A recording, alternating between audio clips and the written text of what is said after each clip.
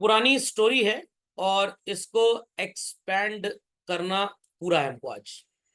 ये स्टोरी आपने ऑलरेडी पढ़ी हुई है। मिस्टर संकट एक सोल प्रोप्राइटर थे। 24 साल के ग्रेजुएट एमबीए करने के बाद दादाजी से 25 लाख रुपए गिफ्ट लेने के बाद इन्होंने ट्रेडिंग बिजनेस स्टार्ट किया वुलन गारमेंट्स का। इस बिजनेस में ही इज द सोल ओनर। पूरा प्रॉफिट इसी को मिलेगा, सारा रिस्क इसी को झेलना है, and there is nobody to share his risk. So these type of businesses are called as what children? Sole proprietorship business. इतनी कहानी सबको समझ में आ गई? काफी साल तक बिजनेस सक्सेसफुली चला, अराउंड 8 years। अच्छा नेम मार्केट में मेंटेन हो गया, and he thought to expand the business to other parts of the country. But what is the problem that he confronted with children?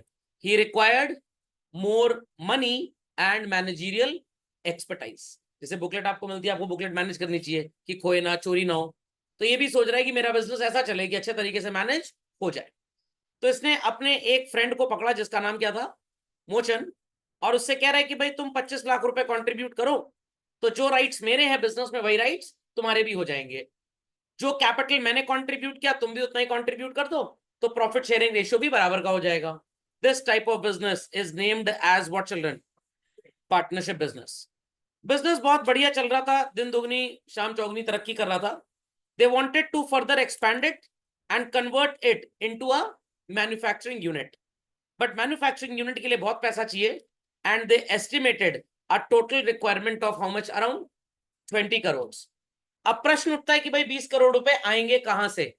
इन्होंने अपने पिताजी से मांगे, कह रहे मेरे पास तो जो पैसे थे वो चोरी हो गए, जिन रिश्तेदारों को उधार दिया था उन्होंने वापस दिए नहीं, तो सो कॉल्ड पिताजी ने देने से मना कर दिया। अगर ये आपके पास पैसे मांगने आए तो क्या आप पैसे देंगे इनको? नो। कुछ कहेंगे सर हमारी बुकलेट खो चुकी है, हम पैसे कहां से देंगे। मेरे पास पैसे मांगने आए, क्या मैं पैसे दूंगा? नो। मैं कहूंगा मैंने सारी बुकलेट बांट दी, बची होती तो कबाड़ की तरह हम बेचकर कुछ पैसे दे सकते थे, हमारे पास पैसे नहीं है। तो इनको एक आइडिया आया कि भाई इतना ढेर सारा मनी कहां से फाइनेंस किया जाए। So children they happen to develop a plan. और कैसा प्लान बनाया? इन्होंने सोचा कि अगर हम इस बिजनेस प्लान को इंडिया में ढेर सारे लोगों के बीच में फ्लोट करें और कोई भी इंसान 10 रुपए बस हमको दे दे, क्या 10 रुपए बहुत बड़ी रकम होती है? बिल्कुल भी नहीं। और 2 करोड़ रुपए अगर 2 करोड़ लोग अगर 10-10 रुपए दे दें तो easily will be able to manage how much? 20 crore. तो आपसे अगर ये 10 रुपए मांगने आते हैं तो क्या आप मना करेंगे? नहीं मना करेंगे, क्योंकि 10 रुपए कोई बहुत बड़ा रिस्की इन्वेस्टमेंट नहीं है। क्या करेंगे ये 20 करोड़ रुपए से? इन्होंने 40 लाख का लैंड एंड बिल्डिंग खरीदा, 3 करोड़ रुपए का प्लांट खरीदा, रॉ मटेरियल खरीदा 9 करोड़ रुपए का, और बाकी का 7 करोड़ 60 लाख रुपए बाकी के खर्चे देने में इन्होंने रख लिया अपने पास। 1 साल के बाद बच्चों, ये जो 20 करोड़ रुपए का इन्वेस्टमेंट था, this went up to how much? 24 crore. कितने रुपए का प्रॉफिट नजर आ रहा है? 4 करोड़। और लोग कितने थे जिन्होंने पैसा लगाया था? 2 करोड़। तो भाई अगर 4 करोड़ रुपए का इन्वेस्टमेंट 2 करोड़ लोगों में बांटा जाए, every person will get how much as profit? 2 rupee. और ये जो 2 रुपए प्रॉफिट आप लोगों को दे रहे हैं, इन लोगों ने मनी कितना इन्वेस्ट किया था? 10। If I ask 2 rupee is what percentage of 10 रुपी, तो आपका जवाब क्या होगा? 20%। देता है इंडिया में कोई बैंक 20% का प्रॉफिट? कोई बैंक 20% का प्रॉफिट देगा? कोई भी बैंक 20% का प्रॉफिट नहीं देगा। सो ये जो 10 रुपए कंट्रीब्यूट किया हर पर्सन ने बच्चों, इसे क्या बोलते थे? शेयर। 2-2 रुपए जो लोगों को मिल रहा है, this is basically termed as what? Dividend. And these 2 crore people who contributed 10 rupee each, they are called as shareholders or they are called as the owners. And this 20 crore rupee is called as share capital, and this business which is controlled by governmental regulations children is known as what? Joint stock company। जहां पे joint शब्द का मतलब क्या होता है? contribution for a common purpose। stock represents nothing but shares, जो हमारे एग्जाम्पल में कितने थे भाई? 2 crore. And company means a group of people who contribute. Is that understood well? ये कहानी आपने क्लास 11th में शायद कॉमर्स या बिजनेस स्टडीज जिस सब्जेक्ट का हम नाम लेते हैं उसमें आपने देखी होगी। So this was not a part of my duty, but I thought कि एक रिवीजन हो जाएगा। पता नहीं कुछ बच्चों ने 11वीं में इसको पढ़ा है कि नहीं पढ़ा। ये बात सबको समझ में आ गई। तो मेरी कंपनी का नाम क्या है बच्चों, यहाँ पे संकट मोचन लिमिटेड। समझ में आ गई बात। अब ये तो कॉन्सेप्ट मैंने आपको बताया कि लिटरली कैसे कंपनीज बनी होंगी, बट अगर हम थोड़ा सा हिस्ट्री पढ़ने में इंटरेस्टेड हो, what is the historical background of the formation of companies children. बहुत सिंपल सी बात है, बहुत सिंपल सी बात है। आपने ईयर 1602 शायद सुना होगा अपने हिस्ट्री के टीचर से, डच ईस्ट इंडिया कंपनी एक बनाई गई थी। ये कौन सी कंपनी थी सर? लोगों ने ईस्ट इंडिया कंपनी के बारे में तो सुना ही होगा, और हमारे 90% हिस्ट्री पढ़ने वाले बच्चे हमेशा कंफ्यूज रहते हैं कि east India company was British government. ऐसा नहीं था। ब्रिटेन की एक कंपनी को इतना दरियादिली दिखा दी गई थी कि लोग ईस्ट इंडिया कंपनी को ही ब्रिटेन की गवर्नमेंट समझने लग गए थे। नहीं समझे बात को? आपकी मम्मी घर की बड़ी बहू है, घर के सारे राइट्स दादी माँ ने किसको दे दिए? आपकी चाची जी को। मम्मी को नहीं दिए, किसको दिए? चाची जी को। सर ऐसा क्यों किया उन्होंने? मम्मी 99 करोड़ दहेज लेके आई थी और चाची जी 100 करोड़ लेके आई हैं। तो दादी जी ने कहा हम कार्डिनलिटी के हिसाब से एलोकेशन करेंगे। लाख बड़ी बहू ने जिम्मेदारियां घर में ज्यादा निभाई, वो तो ऑर्डिनलिटी थ्योरी हो गई, आरजीडी एलन और जेआर हिक्स वाली। बट इन्होंने एल्फ्रेड मार्शल वाली ऑर्डिनलिटी थ्योरी नहीं, कार्डिनलिटी ली। छोटी बहू 100 करोड़ दहेज लेके आई, बड़ी बहू 99 करोड़। तो घर की सारी सो कॉल्ड तिजोरी की चाबी, जिम्मेदारी, हर चीज में आगे दादी माँ किसको करने लग गई?